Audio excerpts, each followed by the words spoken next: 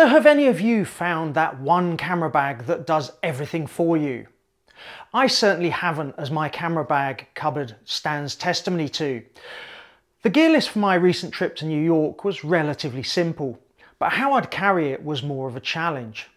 So stick with me and I'll take you through my needs, the options I looked at, why I chose the Peak Design 10-litre Everyday Sling, and how it's working out after 3 months of use. So as I said, my initial use case was around travelling from the UK to New York for a week's trip, during which I planned to use my Z8 for general travel photography. It was midsummer, so very hot, and it was unlikely that I was going to get up at 5 AM for sunrise or be specifically shooting at sunset, and therefore I didn't need a full-size tripod.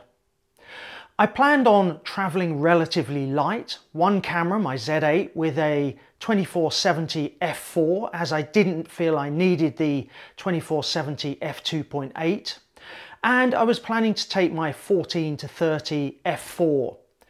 In addition, I was taking my Insta360 X3 for video, along with its selfie stick, some small tripod feet, and a Rode Wireless Go microphone. But as you know, it's when you add all the extras that things bulk out.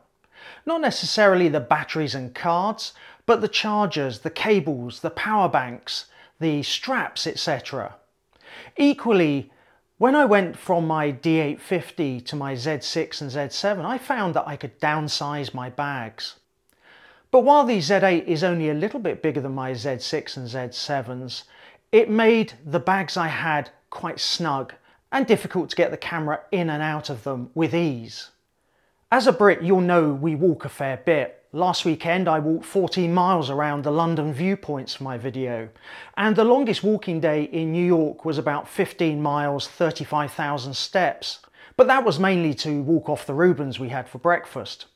My preference is therefore for a backpack to spread the weight usually, but in 30 degrees of New York summer, those are going to be hot on your back.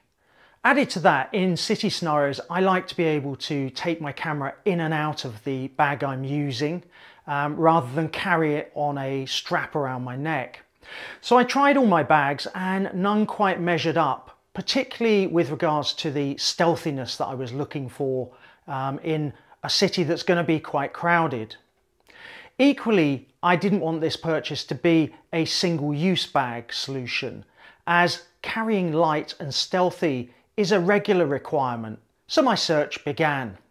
Now, I'm not going to run through all of the options I considered, as this video is really focused on the Peak Design 10-litre Everyday Sling, but I did start out wanting the 6-litre Everyday Sling due to its size, and it said it was suitable for mirrorless cameras plus a lens, plus 1 to 2 extra lenses and accessories on their website, or a DSLR plus lens plus an extra lens. So I thought it would be about the optimum size.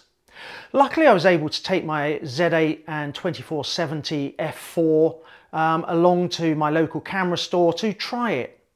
I also took my 24-70 f2.8, and sadly my experience was that the marketing hype might be a little optimistic, in particular for the Z8.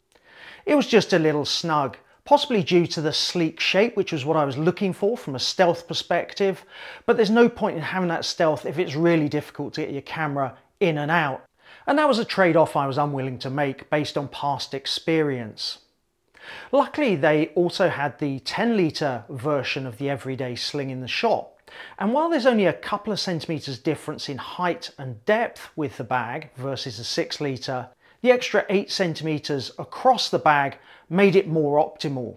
So I went for the black version, as it was the only one they had in stock, and I thought it looked pretty stealthy as well.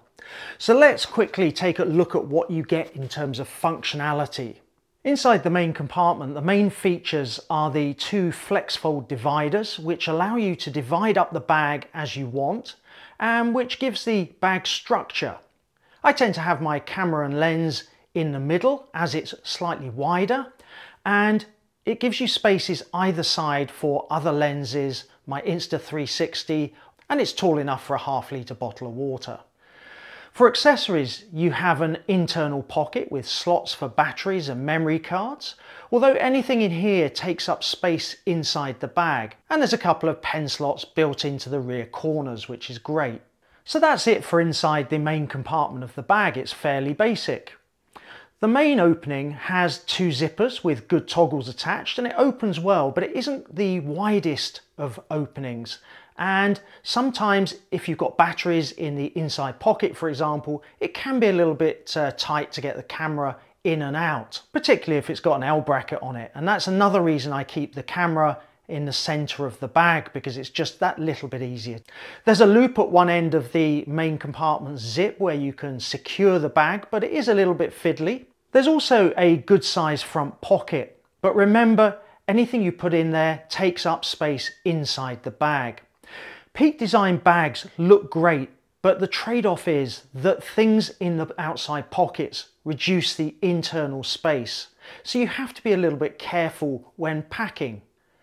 There are 4 attachment loops on the base of the bag, which work with the 2 detachable carry straps provided, and it allows you to attach a tripod to the bottom of the bag, or perhaps a jacket. The other thing on the outside of the bag to consider is the strap. This is a major plus for me with the Peak Design Everyday Sling. With other sling bags, as they go over a single shoulder, I've found they get quite heavy and they give me shoulder aches if I use them for too long and if the bag is too heavy. The Peak Design strap is wider than most, it's well padded, and it's adjustable so you can use the bag on your back or at the front. You can set up the strap for whether your preference is to carry the bag over your left or your right shoulder, and whilst you can't quickly change it, you can put the bag on the other shoulder, but it's just a little less comfortable as the padding isn't in the right place. The bag also has a small carry handle on the top and straps at either end to use the Peak Design capture clip, which is quite useful functionality. So how did it pack for my New York trip? So when I was traveling, I had my Z8 and the 2470 f4 in the center of the bag. I also had underneath it a bag of in-flight accessories. At one end I had the Rode Wireless Go and a 14 to 30 f4 lens on top of that. And at the other end I had my Insta360, its batteries, the tripod feet and the selfie stick. In the inside pocket I had my spare batteries and cards and a couple of cables for in-flight. I had my iPad in the sleeve at the back, and in the front pocket I had all my travelling stuff like AirPods, iPhone and passport. My chargers and other accessories that I knew I could replace if they got lost, I put in my checked baggage, and I did have to ask my son to carry my reading book for me as there was no space in the bag. On this trip I knew that when I got to New York I could plan what I needed, and on some days or periods of the day I would leave my 14 to 30 or my Insta360 in the hotel to make space for a bottle of water. So I had that flexibility to perhaps take some things out to make the bag that little bit lighter and just plan the day around it. So overall it was a great bag and worked well. As I said, on the longest day I walked 15 miles, 35,000 steps in 30-degree heat with the bag, and the bag had a fair amount of gear in it.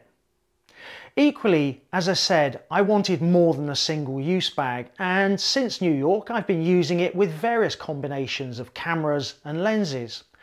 On one occasion I had my Z8 with the 2470 f2.8 attached, and it fits vertically in the center of the bag. On that occasion I also carried my 14 to 30 f4 and my 28mm f2.8 prime lens. On another occasion I've had my Z8 with the 2470 f2.8 with a second Z6 in the bag and a 28mm lens. I have also tried the Z8 with the FTZ adapter and my f-mount 70 to 200 f2.8 lens. However, whilst the marketing material on the website says this should fit, it does fit, but it's a bit of a challenge if you have the lens hood attached to the front. It does fit, but it's quite snug. So that leads me on to my thoughts after using the bag pretty consistently for 3 months. And I'm going to start with the slight niggles that I have. Now, even the 10-litre Everyday Sling is still a slightly snug bag for what I use and the Z8. But you have to accept that if you want the stealthy nature of that bag, then it does have limits, and it's a trade-off. The lens hoods are a slight niggle getting them in and out. They're very light, but they increase the diameter of the lenses, and when they're attached facing backwards to get the lenses in, they snag on the opening, which is my second slight niggle. It doesn't quite open far enough to be able to get a camera the size of a Z8, particularly when you've got an L grip on, as I said, in and out easily. Again, that's a trade-off. If it opened too far, it would probably flop over and it would be as annoying in the opposite direction. So now I'm getting used to it and the bag's wearing in, it's less of an issue. My final point was my concern about the comfort of a sling versus a backpack. Now, I think that a backpack is always going to be more comfortable because it spreads the load over both shoulders. But in relation to slings, the Peak Design Everyday Sling is the most comfortable one I've used, and I really haven't suffered too much of an issue with my shoulders. Perhaps at the end of a long walk, that 15-mile walk, I felt it a little bit in my shoulders, but equally, actually knowing the limits of the bag, don't overfill it and you'll be fine. The strap is really padded and it's very comfortable. So on to the positives. Whilst the 10-litre is obviously larger in dimensions than the 6-litre, it's still pretty discreet. And that's a mixture of the black colour that I have and also the style of Peak Design bags. They are very clean. They have a really nice shape. They don't look as much like a camera bag as perhaps some other brands, and therefore they pass off as just a normal everyday bag. If you learn to pack smartly with the Everyday Sling, then its size really isn't a problem. In fact, it's a bit of a TARDIS and can therefore encourage you to pack too much stuff in the bag, which then affects the weight and comfort. So you have to just be a bit careful there. If you need more space for traveling, like I did, then it is possible to remove the flex fold dividers, which allows the bag to fold almost flat. So you can put it easily into a case or a backpack, so that when you get to your destination, you put the flex fold dividers back in and it's your everyday carry at the destination. So therefore it gives you more flexibility just through that little design feature. Overall, these positives significantly outweigh the niggles that I still have with the bag. And as I said, I've been using it pretty consistently over 3 months with various different sets of kit in it. And it's been comfortable. It's been a great bag to use in city situations like London or New York, where perhaps you are in slightly crowded environments and you are concerned with looking after your kit. So as you can tell, I'm pretty happy with the bag. Is it my one bag fits all scenarios? Probably not. But then I know in all likelihood, I'm unlikely to find that bag.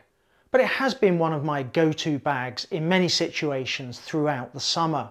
Let us know in the comments below what's your go-to bag and why. And as always, it'd be great to see you on a future video.